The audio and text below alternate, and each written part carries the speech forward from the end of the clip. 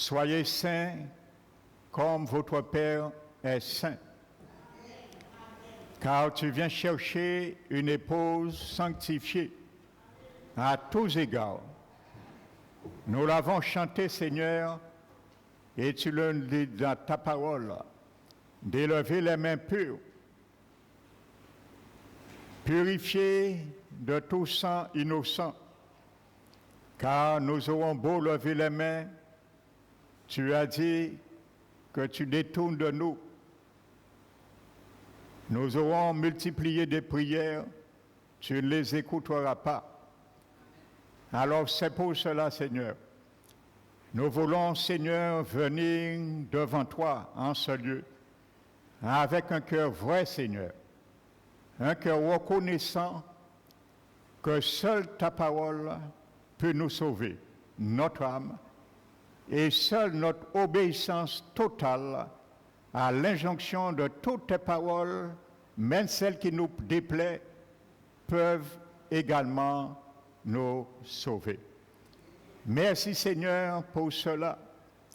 C'est pour cela que je m'humilie devant ta grâce ce matin, afin que je reste encore l'instrument que tu as choisi encore ce matin dans ce lieu, pour ouvrir l'intelligence de ton peuple. Pour cela, je te remercie déjà pour l'onction fraîche de ton esprit que tu reposes sur moi pour porter ta parole. Je t'élève, je te bénis et te glorifie, Père, au nom de Jésus-Christ. Amen. Asseyez-vous, frères et sœurs. Amen. Donc, soyez les bienvenus. Je salue particulièrement ceux et celles qui nous visitent ce matin. Amen. Ce qui est bien, le Seigneur aime parler. Et lorsqu'il parle, il donne un message. Alléluia, circonstanciel de nos vies. Amen. Donc, je vais continuer cette troisième partie de ce message. Examine ton mariage.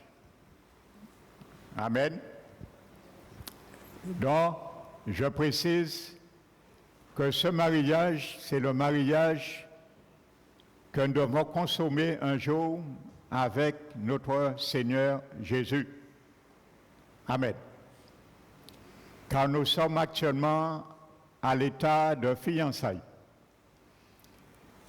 Et je le répète encore, que chacun de nous ici prenne garde à tout ce qui sera dit dans cette série de messages. Amen.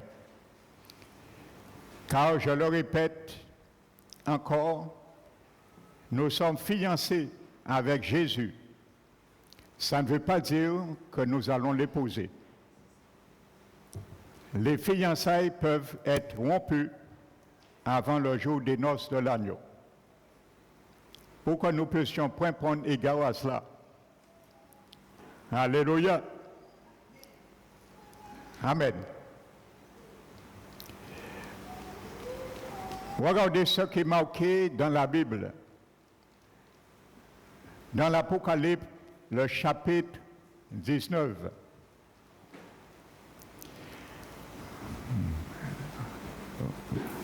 Si nous lisons la parole de Dieu dans le livre de l'Apocalypse jusqu'au chapitre 4, vous allez voir, on parle de l'Église qui existe encore sur la terre. Et à partir du chapitre 4, vous allez voir dans l'Apocalypse, on ne parle plus d'Église. Pourquoi? Parce que l'Église n'existe plus sur la terre. Elle est enlevée déjà. Et où que la Bible parle, pas de l'Église, mais de l'épouse. Amen. Ça veut dire qu'on retrouve l'Église mariée maintenant. À partir du chapitre 19 de l'Apocalypse. Et il est écrit, réjouissons-nous et soyons dans l'allégresse,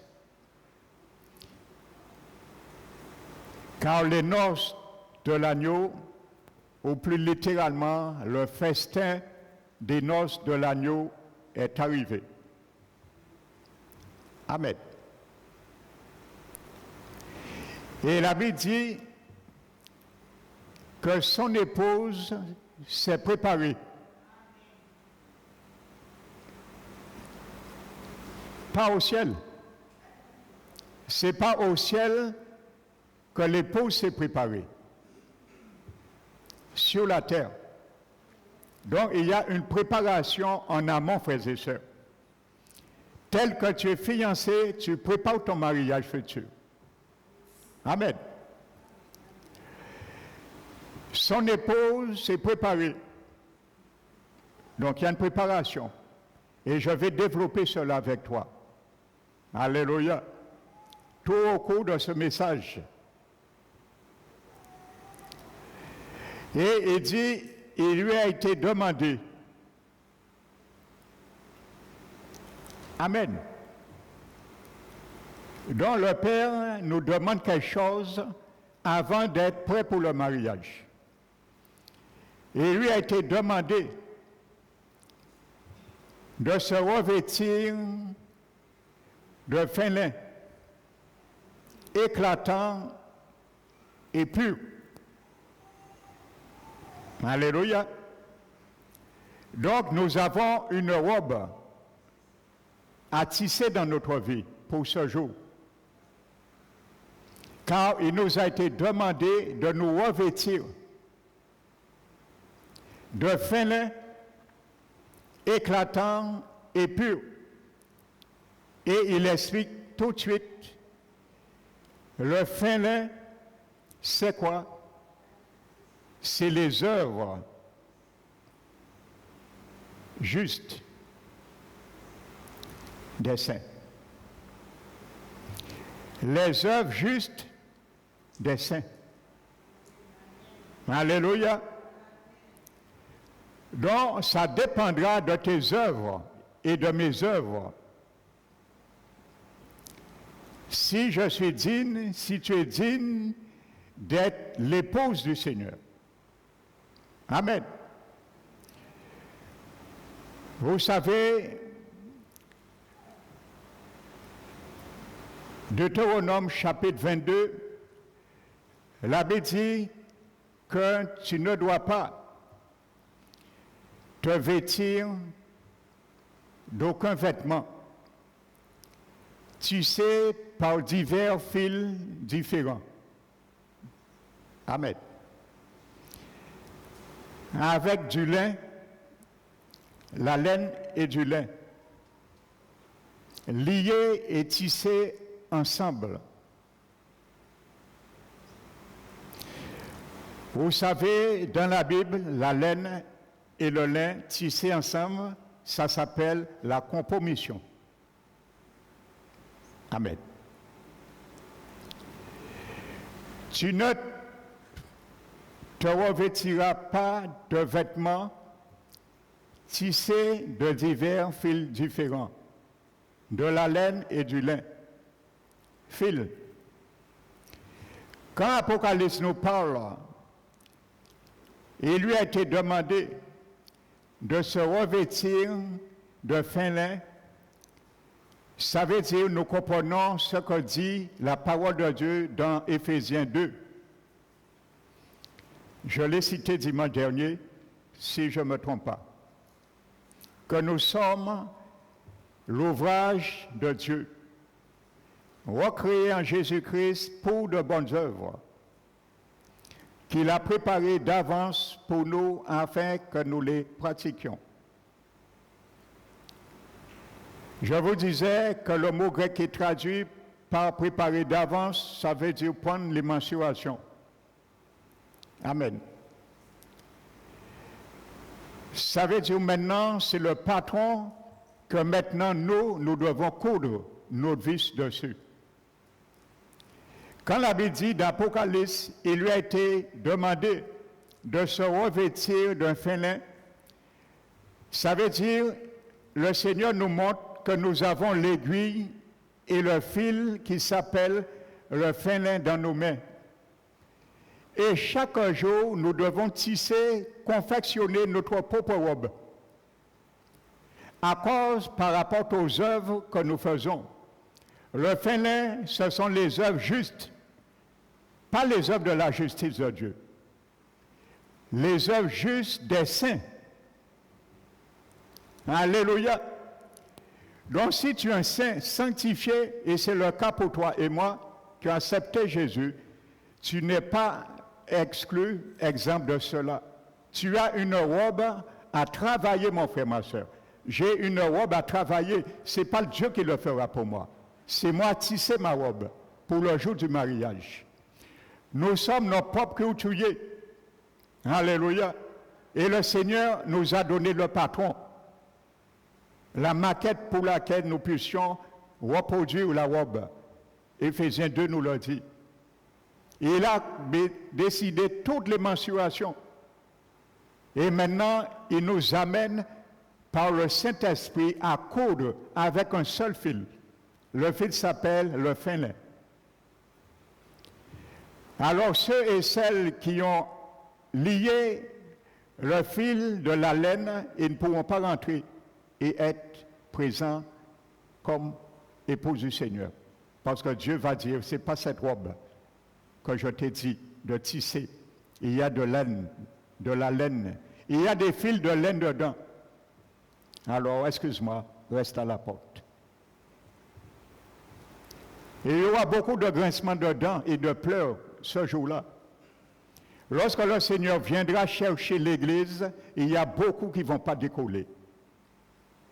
Parce qu'on rigole lorsque les serviteurs de Dieu prêchent la parole, ça rentre là et ça sort là. Alléluia. On dit oui, mais il nous embête avec ces paroles. Ce n'est pas ça que nous voulons entendre. Nous voulons entendre d'autres choses. Mais malheureusement, à parole qui restaure, tu dois entendre ce que Dieu veut que tu entendes pour que ta robe de fin lin soit bien tissée et bien cousue et achevée. Alléluia.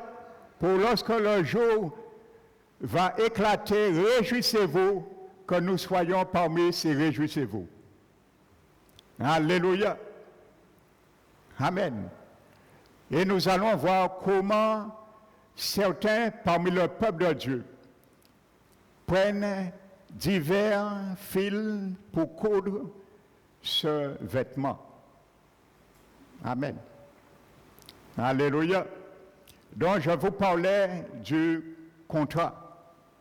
Je m'étais arrêté du contrat dimanche dernier. Et j'avais conclu et j'ai dit je vais détailler cela aujourd'hui. Amen. C'est le prophète Ésaïe, le chapitre 4. Amen. La Bible nous dit, en ce temps-là, en ce jour-là, il y aura 7 femmes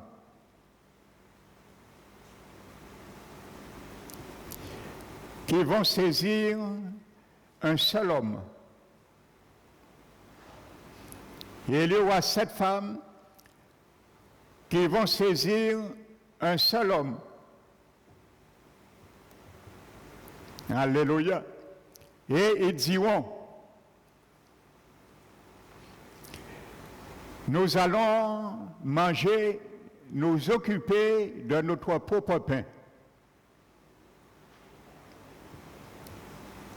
Nous allons nous occuper nous-mêmes de notre vêtement. Parce que je veux mettre de la laine avec le lin. J'ajoute.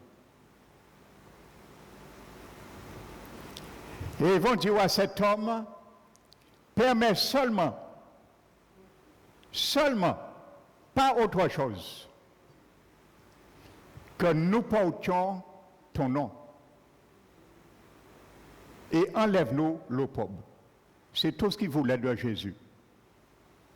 Et aujourd'hui, beaucoup qui ont fait alliance avec Jésus dans leur fort intérieur, c'est ça qu'ils ont dit à Jésus. Et ce sont ces personnes qui font partie de la fiancée qui vont coudre le vêtement de Jésus avec d'autres fils, tissés ensemble. Et ils ne pourront pas rentrer aux noces de l'agneau. Ils seront disqualifiés. Parce que c'est un mariage arrangé. Ils veulent faire avec Jésus. Amen. La Bible est claire dessus. Et ça, je le disais, c'est un message prophétique des derniers temps. Ce texte de Ésaïe. Lorsque nous regardons l'Apocalypse, il y a 7 églises qui existaient à l'Asie mineure. Et regardez bien, Jésus marche au milieu des 7 églises. Et il est en train de scanner, comme je disais, la vie de toutes ces églises avec ses yeux et sa bouche. Et c'est ce qu'il fait aujourd'hui. Jean a vu Jésus en train de marcher au milieu de 7 églises. Et ses yeux étaient comme une flamme de feu. Alléluia, l'IRM. Et il marche. L'IRM marche au milieu des églises et il est en train de les exhorter et scanner leur vie. Il leur dit ça, c'est bon. C'est bon, ça fait partie du fin lin. Continue comme ça. Ça, c'est de la laine. Retire-le, s'il te plaît. Je paraphrase. Et il a dans sa bouche une épée aiguë à double tranchant, la parole de Dieu. Aujourd'hui, les yeux de Jésus sont sur ta vie et ma vie. Rien n'est caché. C'est un scanner. Et sa parole qui est là pour nous scanner, aujourd'hui demeure également à double tranchant pour faire la séparation entre ce qui est vil et ce qui est précieux. Alléluia. Amen. Et je disais, regardez les 7 églises. Donc c'est les fiancés de Jésus. Ils font tous partie de la fiancée. Ils sont tous nés de nouveau. Parce que l'église du Seigneur, il fait d'hommes et de femmes nés de nouveau. Amen. Donc, le Seigneur les dit tous, vous pouvez le vérifier.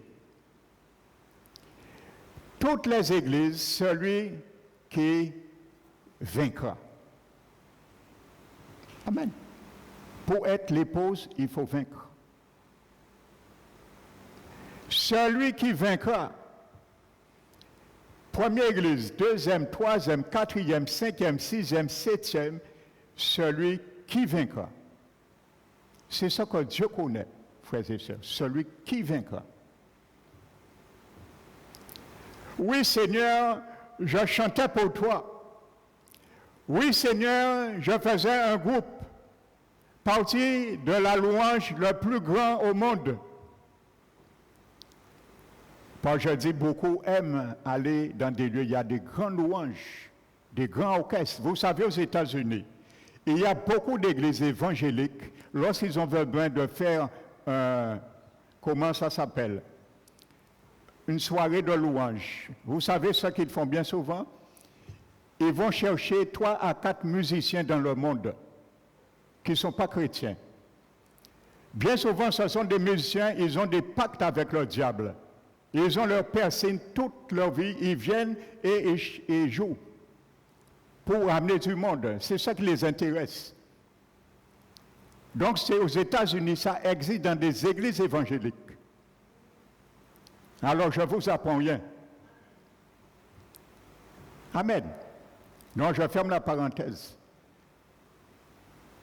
Oui, mais je prêchais ta parole, Seigneur. Et ainsi de suite.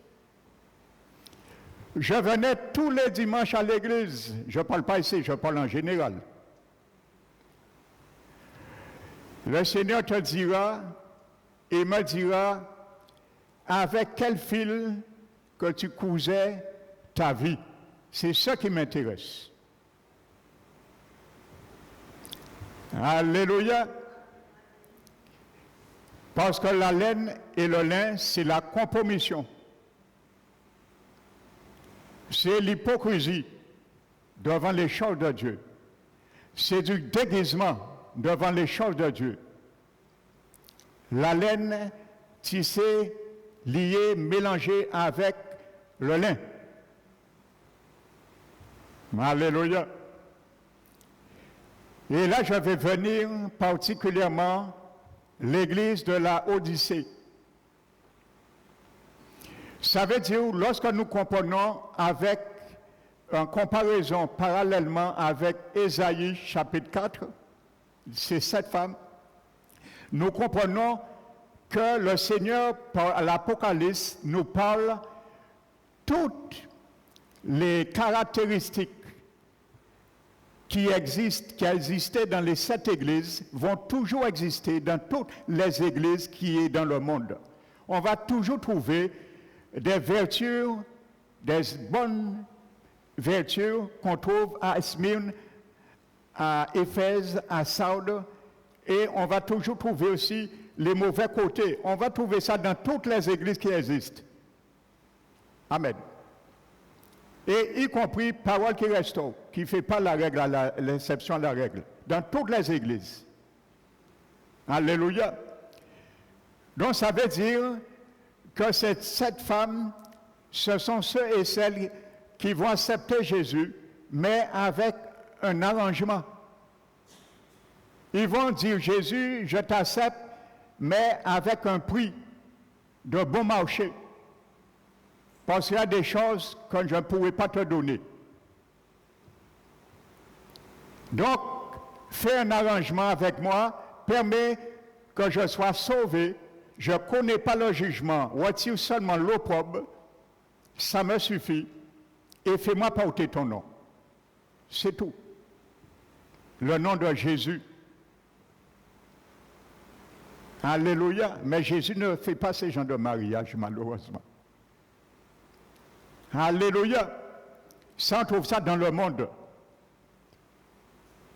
Une femme sera bien placée. Les parents vont dire oui, épousez, même si vous pas aimé, il n'y a l'argent. Donc, c'est un mariage par arrangement, ça. Et vice-versa. Ça se fait dans le monde. Il rencontre un homme qui est riche. Il lui reste 3 mois à mourir. Ouais, mais même si il bitin, maillé veille, les qui mort qui touché tout l'argent là, ça n'a pas fait rien. Mariage par arrangement, intérêt, ça s'appelle. Mais Jésus, ce genre de mariage, ça ne va pas avec Jésus. Alléluia. Eh bien, c'est ça. Et il y a certains chrétiens, ils veulent faire des arrangements avec Jésus pendant leur pèlerinage terrestre. Jésus, en y pain moins, en toujours mangé pain moins, on ne veut pas toucher ça. Je ne veux pas ton pain. Amen. Le pain qui nous conduit à des mises à part. Ta parole de sanctification, de mise à part, je ne veux pas ce pain-là. Amen.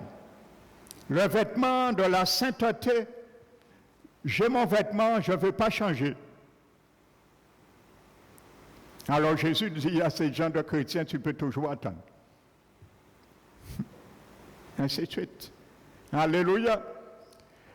Donc la Bible nous dit, dans Apocalypse, le chapitre 3, la Odyssée, particulièrement, il y a vraiment une mise en garde et un grand avertissement pour nous. La Bible dit que Jésus dit à cette église, je connais tes œuvres. Amen. Je connais tes œuvres. Et il a dit, Apocalypse 19, il dit bien que le fin lin, c'est les bonnes œuvres, les œuvres justes du saint. Amen. Il dit, je sais, tu n'es ni froid ni bouillant. Puis-tu être froid ou bouillant? Il dit, parce que tu es tiède, tu n'es ni froid ni bouillant, je te vomirai de ma bouche. Alléluia. Jésus ne parle pas, il va vomir les œuvres mauvaises de sa bouche.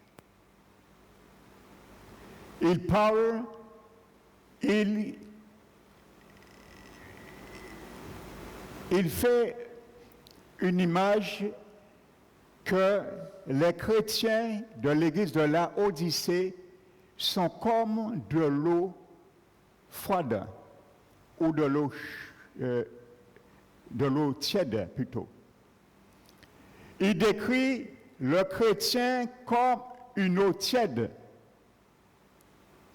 pas les œuvres, parce que beaucoup de serviteurs, d'exégètes, de commentateurs, pour ne pas admettre qu'un chrétien né de nouveau peut perdre son salut, ils essaient d'arranger la parole de Dieu en leur sens et en leur théologie et induire les chrétiens du Seigneur dans des fausses espérances.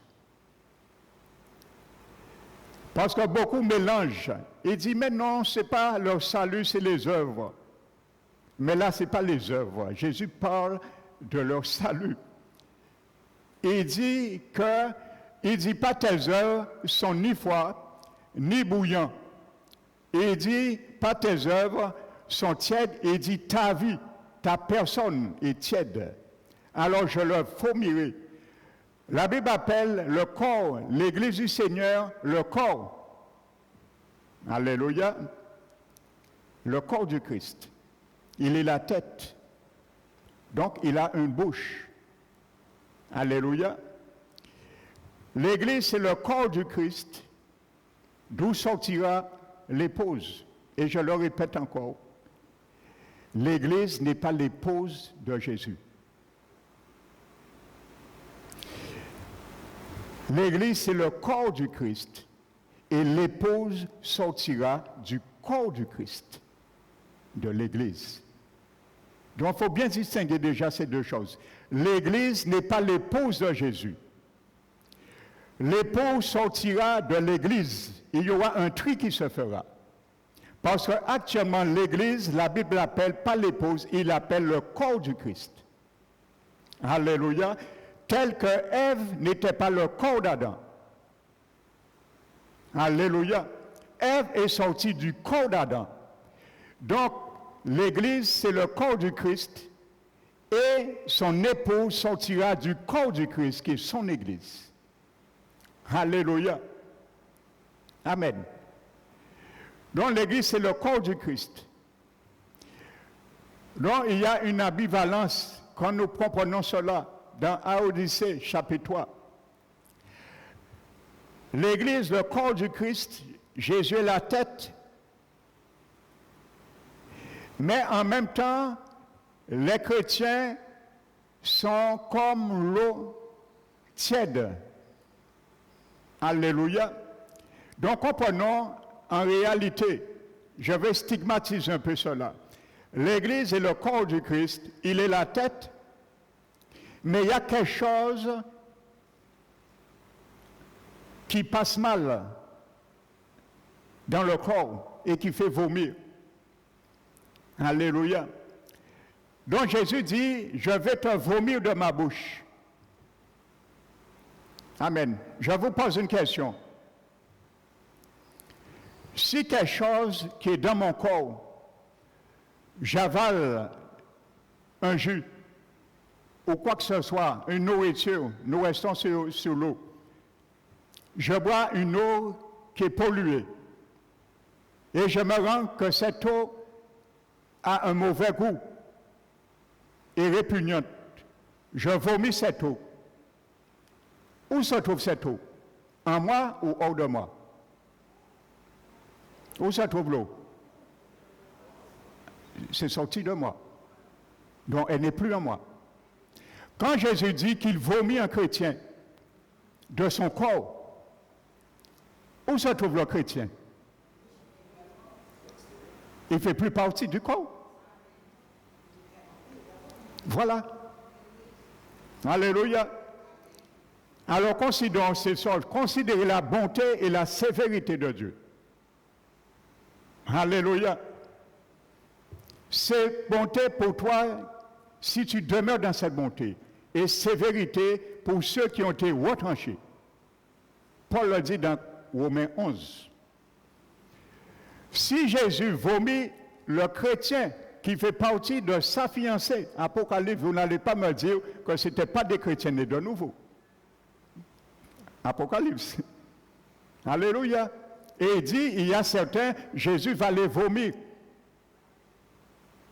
Alors si Jésus te vomit, mon frère, ma soeur, tu ne fais plus partie de son corps. Parce que l'Église, c'est son corps, il est la tête et il vomit par sa bouche. Alléluia. Amen. Et il dit ensuite, il les réprimande, et comme l'abbé dit, ses yeux est comme un laser, il fait un constat, et il te dit maintenant, repens-toi. Car je châtie et je reprends ce que j'aime. Maintenant, repens-toi. Si tu ne veux pas, je te vomis. Alléluia. Et comment repentir de quoi? Vous allez lire le reste. Parce qu'il dit, je suis riche. Je me suis enrichi. Je n'ai rien besoin. C'est exactement la mentalité de ces 7 femmes d'Ésaïe. Je n'ai pas besoin de ta parole. Je n'ai pas besoin de cela. Je vais m'enrichir moi-même. Je n'ai rien besoin d'autre. Et Jésus dit, c'est parce que tu ne sais pas que tu es malheureux, misérable, pauvre, nu et aveugle. Alors, j'ai une solution pour toi, ma bien-aimée. J'ai une solution pour toi, ma fiancée. Alléluia. Si tu veux être dans les noces, mon épouse, alors je te conseille quelque chose. Il n'est pas trop tard. Et le Seigneur nous conseille encore, il n'est pas trop tard. Je te conseille d'acheter de moi de l'or éprouvé par le feu. Ah, alors là, ça nous peint bien là. Éprouvé par le feu. C'est là le Seigneur brûle tous les scories, tous les détritus de notre ancien moi. Alléluia. Jusqu'à ce que je te vois mon image en toi. Et je vais arrêter le feu. C'est comme ça un orfèvre à l'époque purifiait l'or. Il le mettait dans un four, dans le feu. Et il venait de temps à autre, il prenait l'or et le regardait. Tant qu'il ne voyait pas son visage à travers l'or, il le mettait encore. Ce n'est pas encore purifié. C'est comme ça, on purifiait l'or avant. Le jour que l'orfèvre voyait son image, son visage reflété sur l'or, comme un miroir, il disait, c'est bon, l'or est purifié. Et il allait le feu. Alléluia. Parce que Jésus veut que nous reflétons ce qu'il est. Alléluia. On ne peut pas dire, on va se fiancer avec Jésus et on perd la réputation de notre futur mari. On salit son nom. Jésus veut voir sur ma vie, sur ta vie, pendant notre pèlerinage terrestre, ce qu'il représente, sa personne, comme l'orfèvre qui regardait dans l'or, lorsqu'il purifiait l'or, le visage. Alléluia. Et il dit de acheter de moi des vêtements blancs, afin de couvrir, tu sois vêtu et que la honte de ta nudité soit couverte. Fais-toi oindre tes yeux afin que tu vois. Alléluia. Vous savez, à l'époque, pour bien comprendre cela, la compromission et le mélange. La Odyssée se trouvait, cette ville, entre une ville qu'on appelle Hiérapolis et Colos. Amen. Donc la Odyssée se trouvait entre ces deux villes. Colos, la ville de Colos, produisait une eau fraîche, distillée. Et cette eau de Colos était faite pour abreuver et désaltérer les habitants. C'était une eau fraîche qui avait une vertu de désaltération. Amen. Tandis la Odyssée,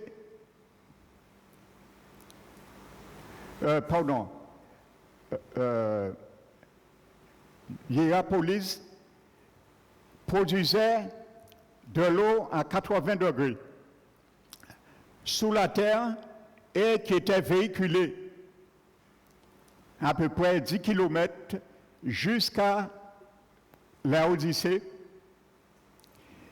et qui descendait sur des kilomètres et qui était encore canalisée et transportée par des aqueducs. Mais cette eau sortait à la base à 80 degrés.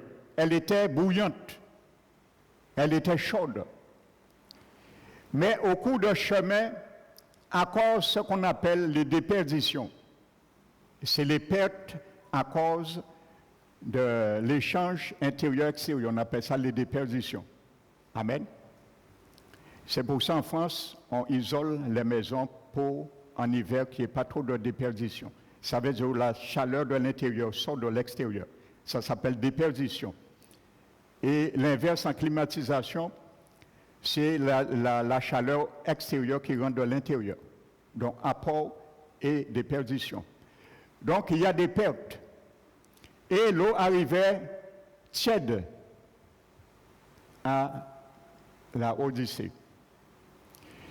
Et lorsqu'il arrivait là, l'eau bouillante, 80 degrés, avait une vertu thérapeutique. On l'utilisait dans la médecine, il y avait la grande médecine là. Et lorsque ça arrivait à la Odyssée, vous savez, cette eau avait un goût et lorsqu'on le buvait, ça créait de la nausée et ça faisait vomir. Amen. Donc le Seigneur nous explique quelque chose par cela, ce qui existait vraiment, mais le Seigneur va le transposer dans l'état spirituel.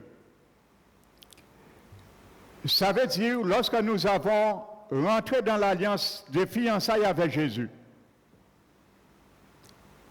alléluia, nous étions bouillants pour le Seigneur. Amen. Mais au cheminement de notre vie, les influents du monde, il y a des pertes de cette chaleur, de ce feu en nous qui commence à se dévider, à se diminuer.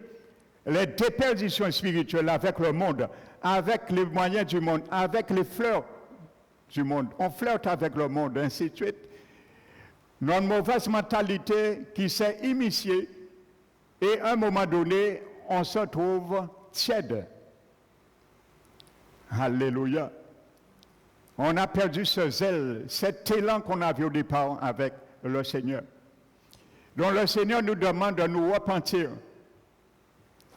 Alléluia. Pour que nous puissions être des vainqueurs à celui qui vaincra. Alléluia. Et maintenant, vous savez, on parlait de laine. La Odyssée avait comme réputation une usine qu'on fabriquait à travers des croisements de moutons pour récupérer leur poids, leur laine. Et c'était de la laine qui était cultivée à la Odyssée, c'était de la laine noire. Et cette laine noire était exportée également et c'était vraiment commercialisé. Et les habitants qui portaient cette laine étaient bien vus. c'était une manière de porter une marque aujourd'hui. Il y a certains peut-être, ils vont acheter une chemise peut-être qui coûte 10 € avec telle marque, mais ils vont voir cette même chemise, c'est la même chemise hein, dans un autre magasin qui coûte 200 €. Pourquoi? Simplement la marque qui donne ce prix. Mais c'est la même chose. Donc c'est un peu ça. Donc les gens qui étaient avec ces vêtements de laine noire, c'était comme si pour eux ça les orgueillissait un peu. Alors Jésus dit maintenant, implicitement, il a implicité le mot laine. Mais Jésus voulait dire maintenant, tu vas te démunir de cela et tu vas m'acheter un vêtement blanc maintenant. Alléluia. Vous savez, pour parler encore de compromission, le Seigneur n'aime pas cela. Si nous lisons le livre d'Ézéchiel, chapitre 44, en parlant du temple, le 3e temple, Amen, qui sera rebâti, la Bible nous dit que Dieu demande à tout sacrificateur qui rentrera dans les parvis pour administrer dans le sanctuaire, il devait se vêtir d'une robe de lin. Vous savez, le lin, ça apaise et ça diminue la chaleur, la transpiration plutôt, le lin. C'était pour ça. Élise et Ézéchiel, Dieu interdisait que le sacrificateur rentrait dans les parvis pour administrer le sacerdoce avec un vêtement tissé de lin qui crée la transpiration.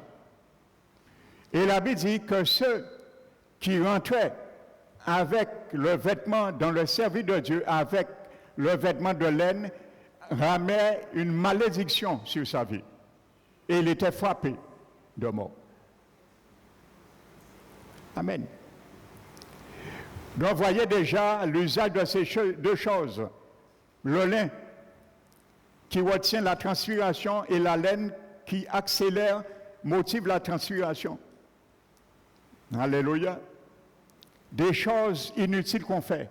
Dieu nous montre à travers cela, il y a des choses inutiles que nous transpirons inutilement et qui est une forme de malédiction. Et n'oubliez pas, Jésus, lorsque son sang a coulé de sa chair, il nous a racheté aussi de cette malédiction.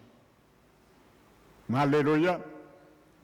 Car au jardin d'Éden, Adam et Ève ont cousu le vêtement que Dieu les avait donné avec de la laine et de lin. Et il y a une malédiction. Et Dieu lui a dit, tu gagneras ta vie et ton pain à la sueur de ton front. Une malédiction. Alléluia. Dieu n'avait pas prévu qu'il transpire autant. Amen.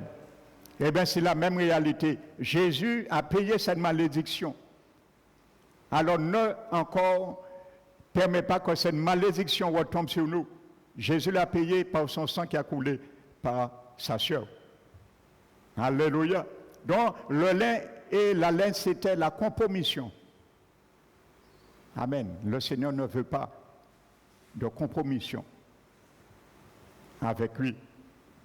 Alléluia. Amen. Donc, c'était l'introduction. Nous sommes au contrat. Donc, c'est l'âge que j'étais. Donc, je reprends. Le contrat des fiançailles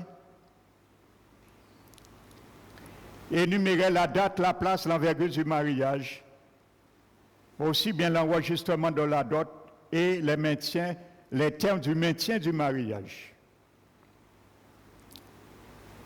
C'était gardé en possession de la fiancée jusqu'à la consommation du mariage et un contrat appelé quai du bas décrivait les droits et l'obligation de l'épouse et de l'époux. C'était signé devant 2 témoins et donné une à l'épouse et à son père. Alléluia. Amen. Bien souvent, nous nous rappelons de l'obligation que Jésus a envers nous. Et la Bible dit dans Philippiens 3, « Et mon Dieu pourvoira à tous mes besoins en Jésus-Christ. » Mais nous oublions les obligations que nous avons envers notre époux, qui est Jésus. Ah. Et il y avait un contrat qui stipulait les obligations de la fiancée et du fiancé, qui devaient respecter mutuellement. Amen. Je parlais d'Ésaïe, chapitre 4. Regardez ce que dit le proverbe.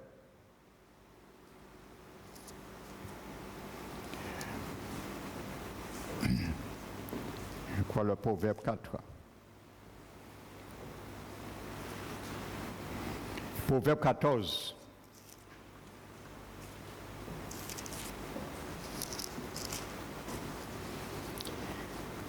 Proverbe 14, verset 34. La justice élève une nation, mais le péché est la honte des peuples. Quand ces femmes disent « Retire-nous seulement l'eau pauvre », ça veut dire leur vie de péché. Ils veulent vivre dans leur péché et Jésus, ça va retirer cette eau pauvre en eux. Non, on ne se moque pas de Dieu. Le Seigneur va te pardonner si tu pèches, oui. C'est dans le contrat. Mais il va te dire, arrête, fais attention la prochaine fois. Tu vas continuer. Tu vas dire, oui Seigneur, j'ai péché, oui. Il va te dire, oui d'accord, mon sang est tout suffisant. Mais arrête ainsi de suite. Et quand il va voir ce petit jeu que tu fais avec son alliance, il va commencer à prendre la verge. Et si après la verge tu demeures, à ce moment, ton mariage devient en cause maintenant. Alléluia. Regardez ce que le prophète Osée, chapitre 9.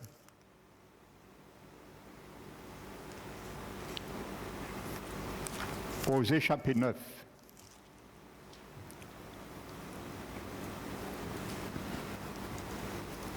En parlant toujours allusion à Ésaïe 4.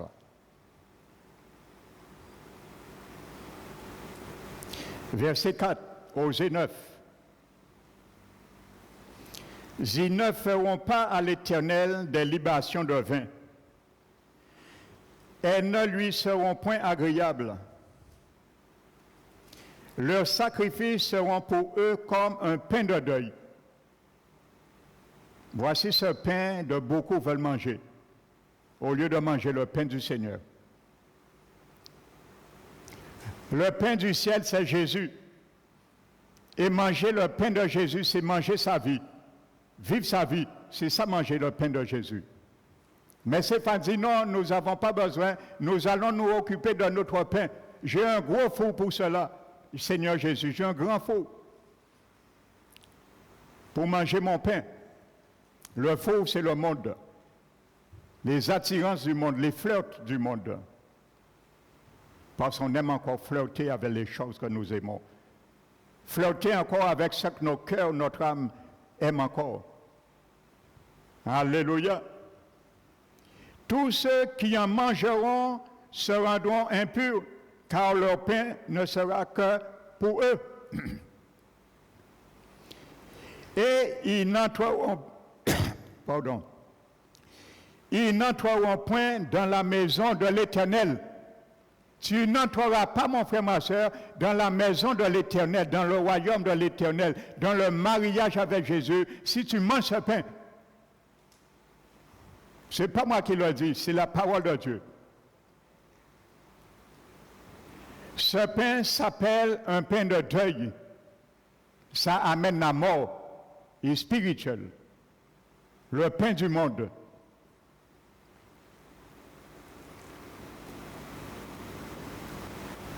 Il y a beaucoup d'enfants de Seigneur aujourd'hui, ils mangent ce pain. Ils ne savent même pas qu'ils sont en deuil avant même de mourir. Ils font leur deuil déjà avant de mourir. Alléluia, que Dieu les fasse grâce de revenir à ce deuil. Alléluia. Je prêche avec les mots de la Bible. Je n'ai pas le choix. Jésus revient. D'ailleurs, Jésus ne revient plus, il vient. Il revient, ça fait 2000 ans, mais là, il est à la porte, il vient. Il suffit de la sonnette, trompe, il saute et il vient. Alors, le salut est encore plus près de nous lorsque les apôtres ont cru, à fortiori nous. Alléluia. Ils vont entendre la parole pour sauver ton âme, pour te préparer, être prêt, ta robe cousue en lin, ma robe cousue de lin, pour entrer dans les salles de noces avec Jésus. Alléluia. Amen. Donc la Bible est claire là. Il y a un pain, il y a deux pains. Et il y a un pain qui donne la vie et il y a un pain qui donne la mort. Quel pain que nous allons choisir? Aujourd'hui, si l'Esprit Saint nous pose une question à chacun de nous, et chacun de nous doit lui répondre personnellement, quel pain que nous mangeons actuellement dans nos vies? Le pain de deuil ou le pain de la vie? Choisis le pain de la vie. Mon frère, ma soeur, j'ai choisi celui-là.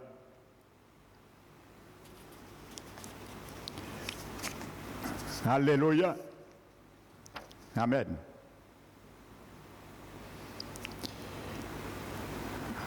Vous savez, la parole de Dieu est un miroir qui place sous nos yeux les commandements et les exigences de Dieu.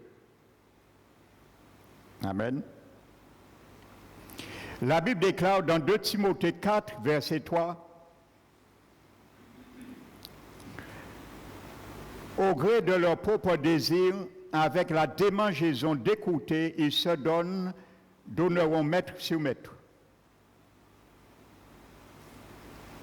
Ça veut dire qu'il y a des gens, comme ils ne veulent pas entendre comment manger le pain qui vient du ciel, la vie de Jésus, parce qu'il a dit, je suis le pain descendu du ciel, nous l'avons vu Jean 6. Alors, ils vont à droite, ils vont à gauche, et ainsi de suite. Parce que ça les a donné maintenant une allergique qui s'appelle une démangeaison. D'entendre des choses pernicieuses qui correspondent à l'état de leur âme. C'est ce que Paul dit à Timothée.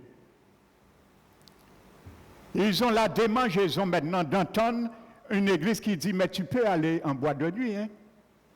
Du moment où tu as donné Jésus ta vie, tu t'es fait baptiser d'eau, tu peux aller, hein? Tu ne perds pas ton salut. C'est cette démangeaison, beaucoup de chrétiens aujourd'hui, qui font partie de la fiancée de Jésus, veulent l'entendre. Quand ils vont dans cette église, ils n'entendent pas cela. Il y a dans deuxième église, ils n'ont pas entendu ça. Ainsi de suite. Là, ils ont fait toutes les églises, ils n'ont pas entendu ça, ils ont arrêté à casa. Ils n'ont pas dit, pas qu'un pont l'église. Toute l'église qui a prêché n'importe quoi. Vous savez, il y a une sœur, un jour, nous a visité une fois ici. J'étais son pasteur à une autre église. Je ne vais pas nommer de nom. Elle est venue un jour nous visiter ici, mais elle a amené aussi une sœur en Christ avec elle. Et après le culte, elle me présente cette sœur. Il me dit, pasteur, je te présente un tel. Elle a un ministère de visiter les églises. Vous savez, j'allais éclater de rire. Je me suis retenu, frère et sœur. T'as là, t'es plus fort même. Vous voyez, elle a un ministère de visiter les églises, mais elle n'a aucune église. Ministère, ouais, c'est visiter les églises. Il n'y a ni pour l'église. Elle était tellement gênée, elle a regardé la sœur qui l'a amenée. D'une manière, j'ai compris. Alors j'ai dit que Dieu te bénisse, ma sœur. En fait, il n'y a rien d'autre. Alors, nous, au ministère, visiter l'église, pas ni pour l'église, en condamne mentalité, à pas la peine de choquer.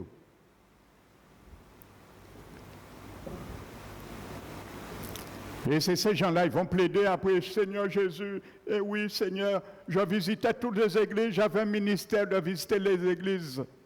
Jésus va lui dire, ma fille, avec quel fil tu as cousu ta robe, la robe que tu portes devant moi? quel pain que tu mangeais? Le pain qui vient du ciel, ma vie, ma sainteté, ma sanctification, ou un pain de deuil? Je vois ta robe tachée de taches. Avec quel sang, avec quel produit tu le lavais? Tu n'utilises pas mon sang, ma miséricorde, qui triomphe de mon jugement. Il est trop tard. Va dans les ténèbres du dehors. Jésus a bien parlé de ça. Les ténèbres du dehors, c'est un lieu de l'enfer. Si vous ne le croyez pas. Les ténèbres du dehors, c'est un lieu qui se trouve en enfer. Donc ses membres disent, je n'ai pas besoin que tu nous nourrisses. Nous allons nous occuper de notre propre pain. Amen. Nous avons notre propre évangile. Notre manière de faire, ça suffit. Pourquoi nous gage Jésus avec tout le principe? Nous n'y marrons ça, nous pas besoin d'entendre ces bitins ça. Nous n'y principe en nous. C'est ça que nous avons réglé. Malheureusement, ce n'est pas le cas. Parce qu'il y avait dans le contrat qui était réservé aux deux parties les conditions du contrat. Amen. Nous mangerons notre propre pain. Ils ne veulent pas le pain qui vient du ciel, c'est-à-dire Jésus-Christ crucifié. Amen. Et assis à la droite du Père. Il est le pain qui sépare en vue de la sainteté, de la pureté et du renoncement à soi-même. C'est ce pain-là. Quand tu le manges, c'est l'effet de ce pain-là. Le pain qui sépare en vue de la sainteté, de la pureté et du renoncement à soi-même. C'est ça que ce pain-là t'amène à faire dans ta vie. C'est pour ça que beaucoup refusent ce pain-là. Alléluia, nous nous occupons de notre propre pain, notre propre vêtement. Même si sale, nous savons comment nous arranger nos éveils.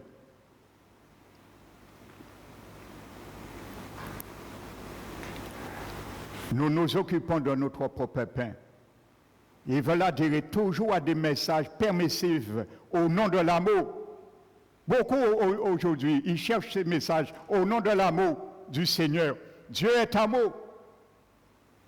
Alors ils cherchent des messages parce que Dieu est amour. Dans des églises, on va prêcher parce que Dieu est amour. Dieu accepte tout.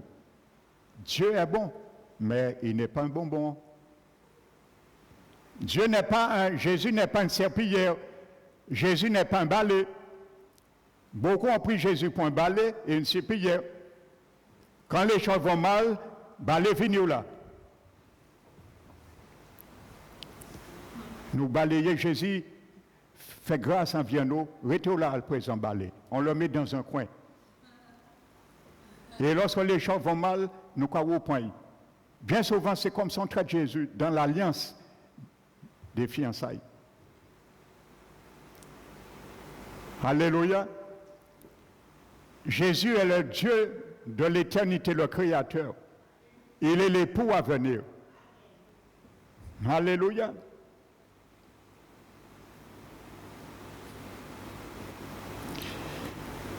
Il cherche des messages permissifs au nom de l'amour. Des messages, on ne va jamais être repris, ni frappé de conviction. Beaucoup cherchent ce genre de messages. Et malheureusement, ces messages qu'on prêche dans ces églises, il y a des milliers de membres dans ces églises. Parce que c'est des messages permissifs au nom de l'amour. Au nom de l'amour.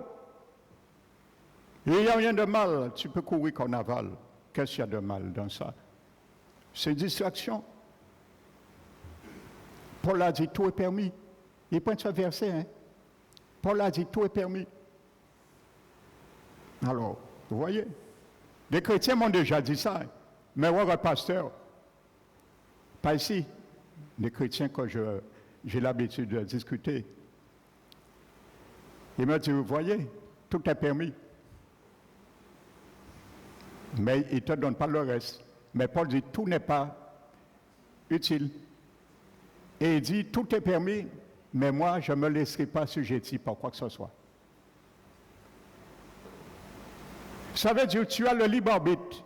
Tout est permis que tu fasses. Dieu laisse toujours le libre arbitre. Mais Paul a dit, oui, dans mon libre arbitre, je ne me laisserai pas assujetti par quoi que ce soit. Alléluia. Alors tout est permis, fait tout est permis. Alléluia. Domino qu'a rimé en pangal et qu'a joué en ordre.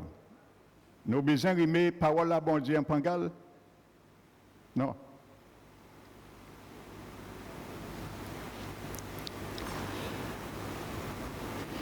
Maintenant, il dit, nous revêtirons de notre propre vêtements ou manteau. Vous savez, ça s'appelle l'évangile du pardon seul. Voici le nom de cet évangile. L'évangile du pardon seul. Amen. C'est ça, certains chrétiens veulent. Un évangile du pardon seul. Et c'est fini. Pardonne-moi, Seigneur, et c'est fini. L'évangile du pardon seul. Mais ça n'existe pas. Cet évangile ne vient pas de Jésus de Nazareth. Alléluia. L'évangile du pardon seul.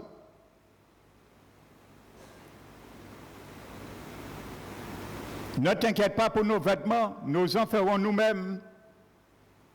Nous ne voulons pas de vêtements de justice. Nous ne voulons pas de vêtements qui proclament la sainteté. Nous ne voulons pas de vêtements qui rappellent l'ordre. Et surtout, rien de négatif. Nous ne voulons pas ce vêtement. Alléluia. Nous ne voulons pas de vêtements de séparation d'avec le monde. Pas d'abandon, ni de renoncement, pas d'intimité avec l'époux. Il préfère dire nous revêtirons nous-mêmes. Alléluia. Ce vêtement de lin, nous ne le voulons pas, bien souvent. Alléluia. Elles ne veulent pas vivre sous le même toit que Jésus. Parce que c'est un mariage d'arrangement qu'ils veulent seulement. Ils ne veulent pas être proches de Jésus. Alléluia.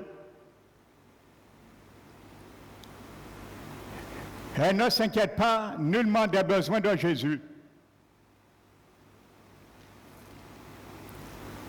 Alléluia. C'est pour ça Paul a dit, nous l'avons vu dans 2 Corinthiens 11. Permettez-moi d'être jaloux d'une jalousie de Dieu, car je vous ai fiancé à un seul époux, pour vous présenter comme une vierge pure au Seigneur Jésus. Amen. Vous savez, la racine du mot grec qui est traduit par vierge veut dire séparé. La racine du mot grec qui est traduit par vierge veut dire séparé. Donc tu vois bien. Quand tu es fiancé, tu restes séparé de tout ce qui peut contaminer ton futur mariage. De tout ce qui peut te souiller, et spirituellement.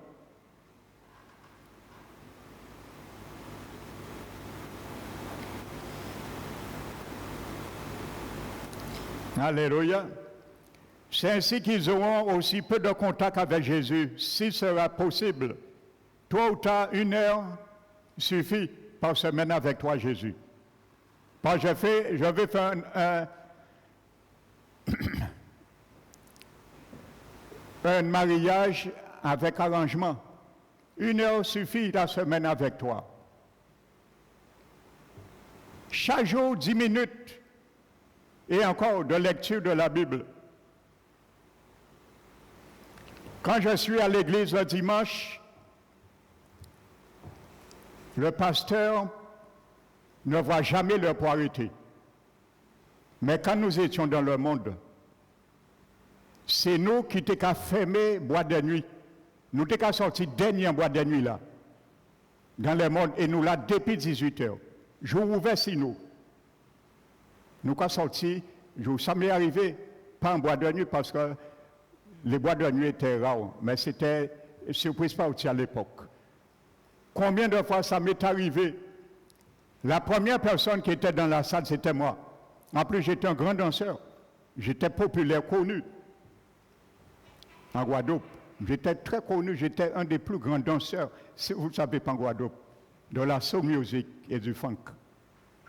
Et j'étais un grand fanatique du chanteur Gainsbourg. Amen. J'ai remporté beaucoup de prix, de concours. Amen. Donc, j'étais le premier. Et j'étais bien souvent le dernier à sortir aussi dans la salle. Parfois dans le monde, les nous avons siroté. Tant de bouteilles on l'a tenu dedans, nous avons arrêté là. Dans la soirée là, c'est là les bouteilles toutes fines, nous avons parti. Ça c'est dans le monde. Le zèle qu'on avait pour le monde. Mais lorsqu'on est dans la présence du Seigneur, oh, 1h, 1h20, oh, ça nous ennuie. 1h20 dans la présence du Seigneur. Mais là, nous sommes en boîte de nuit pendant 15 heures affilées. Ça n'a pas dérangé nous. Hein? Alléluia. Eh bien, ça, c'est le pain de Jésus pour manger. C'est le vêtement de Jésus. Alléluia. 1 heure. Alléluia.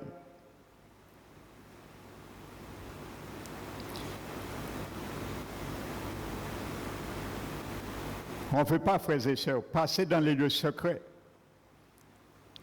avec le Seigneur, Jésus. Alléluia. C'est ça, la mentalité de beaucoup aujourd'hui, parmi la fiancée du Seigneur. La mentalité de cette femme, le Seigneur prophétiquement et messianiquement nous montre l'état de l'Église. Parce que toutes les caractéristiques de cette Église représentent cela. Cette femme a un seul homme. Il veut tous saisir un seul homme. L'homme, c'est Jésus. Mais ceux et ceux, alléluia, d'ailleurs, ce n'est pas nous qui l'allons saisir, c'est lui qui va nous saisir. Parce qu'il connaît qui lui appartient. Alléluia. La Bible nous dit dans Hébreu, le solide fondement de l'Éternel, de Dieu, subsiste encore de nos jours, par ces paroles qui lui servent de sceau. Le Seigneur Jésus connaît ceux qui lui appartiennent, et tous ceux qui invoquent le nom du Seigneur doivent s'éloigner de l'iniquité. Amen. Le solide fondement existe aujourd'hui, posé par le Seigneur. Amen.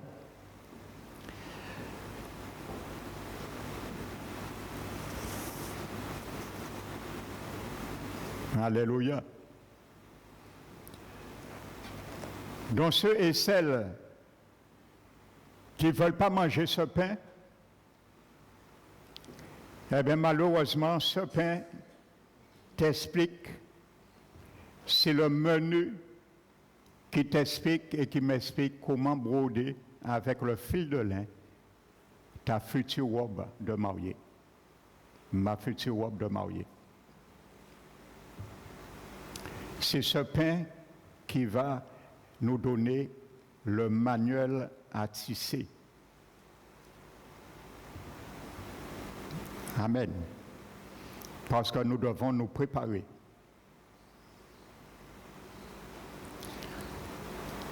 Alléluia. Son épouse s'est préparée. La Bible ne dit pas l'épouse est venue. C'est présenté à l'improvise. Elle s'est préparée. Ta préparation, ma préparation se fait maintenant. Et c'est à la manière nous allons tisser les œuvres bonnes que Dieu a préparées pour nous, c'est à la manière que nous allons coudre le vêtement de lin éclatant, pur, qui nous permettra de nous présenter devant notre Seigneur le jour du mariage, ou pas. Amen. Je ne vais pas être long aujourd'hui, parce que je dois bénir les papas. Mais nous allons voir la suite. Alléluia. Parce que tu dois comprendre aussi à travers ce message. C'est un message, le titre fait bien consonance avec ce que nous allons voir. Examine ton mariage.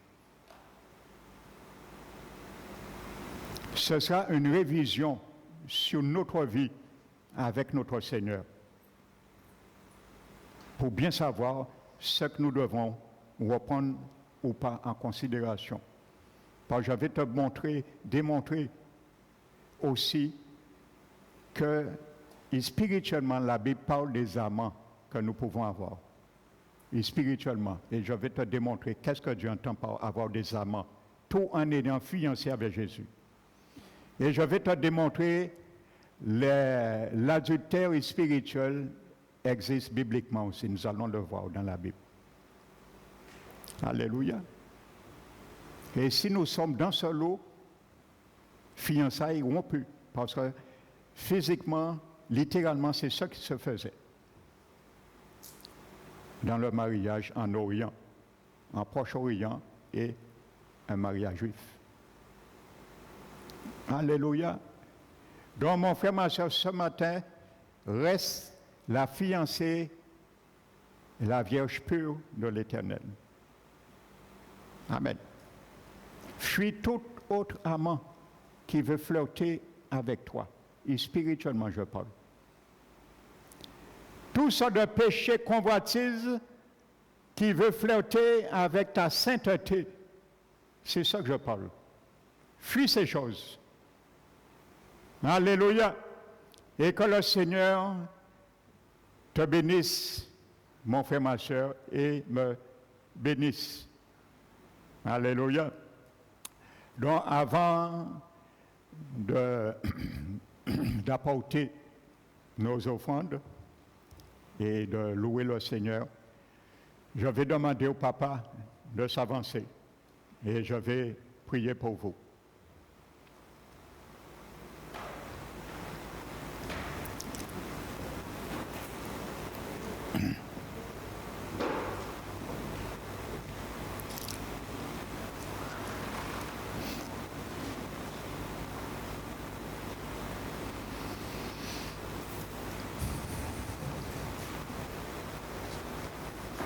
Donc, celles qui sont assis peuvent se mettre debout pour honorer aussi cette grâce que le Seigneur va faire au papa. Père très saint, je te présente ces frères devant toi. Ils sont tous pères. Tu nous as dit dans ta parole que dans ces derniers temps, et nous sommes dedans, les enfants seront rebelles à leurs parents. Ils seront irreligieux, blasphémateurs, arrogants, hautains, aimant le plaisir plus que Dieu, irreligieux. Alors nous savons, Seigneur, également en tant que Père, tu nous as acquis une mission afin de ne pas permettre, ou si c'est déjà le cas, de retirer, Seigneur, nos enfants, nos petits-enfants dans cet autre. Je te prie, Seigneur, ce matin, pour cela, que tu puisses accorder à chaque papa ici présent ce matin dans ce lieu, et même ceux qui n'ont pas pu venir, que tu les accordes, Seigneur, la grâce que tu avais mise sur un homme, un patriarche qui s'appelait Job. L'abbé nous dit qu'il était très riche. Il était le plus Père éternel, considéré parmi les fils d'Orient.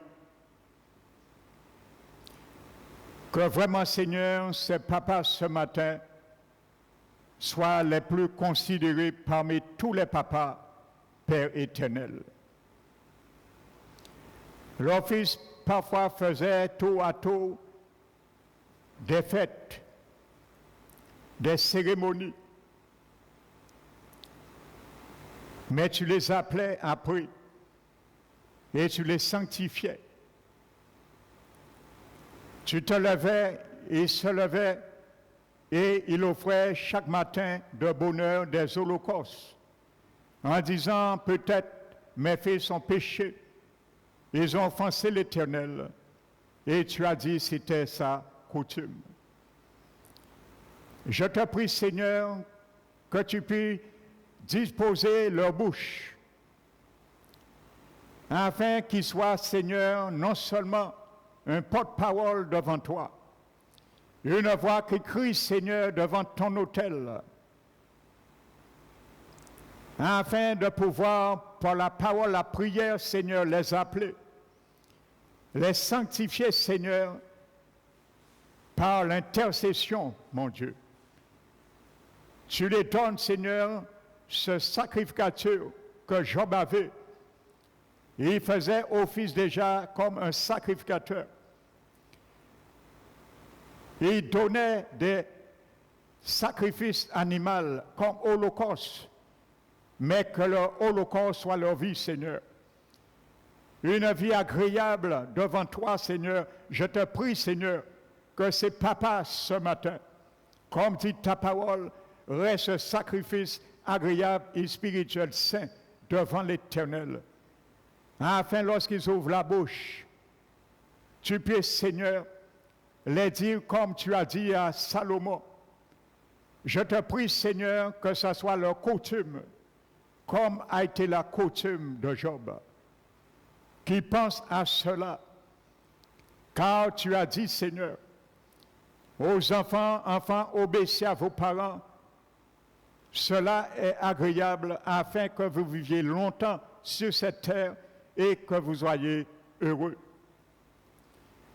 Alors, Père éternel, je te prie ce matin, afin que tous parmi nos enfants, leurs enfants qui sont déjà rebelles, désobéissance, afin que la promesse de vivre longtemps sur cette terre et d'être heureux ne sont point avortés dans leur vie, mais demeurent par leur intercession, Seigneur. Je te demande pour cela que tu puisses faire et leur dire, Seigneur, à chaque instant, donner un moyen, une vie, Seigneur, afin qu'ils puissent t'entendre leur dire, comme tu as dit à Salomon, que j'exauce ta prière. Tu as dit un jour à Salomon, j'exauce ta prière. Alors que tu puisses, Seigneur, cette parole soit leur partage. Papa, ce matin, que cette parole que tu as dit à Salomon soit ton partage ce matin. Chaque fois que tu vas prier, tu vas demeurer dans l'intercession pour tes enfants afin qu'ils reviennent et que la promesse de l'Éternel ne soit point avortée à leur égard. Merci Seigneur. C'est pour cela, Papa, ce matin, que l'Éternel t'exauce au jour de la détresse. Que le nom, Papa, ce matin, que le nom du Dieu de Jacob te protège, protège tes enfants, tes petits-enfants. Que du sanctuaire, il t'envoie toujours du secours, Papa, ce matin. Et de Sion, il te soutienne dans tes combats, dans tes faiblesses, dans tes supplications, qu'il te soutienne. Papa, ce matin, qu'il se souvienne de tes offrandes et qu'il agrée tous tes holocaustes. Ta vie soit un holocauste même pour l'Éternel, agréable vivant, afin qu'il agrée et qu'il puisse vraiment te dire à chaque instant, j'exauce ta prière. Que tu puisses les donner ce que le cœur désire.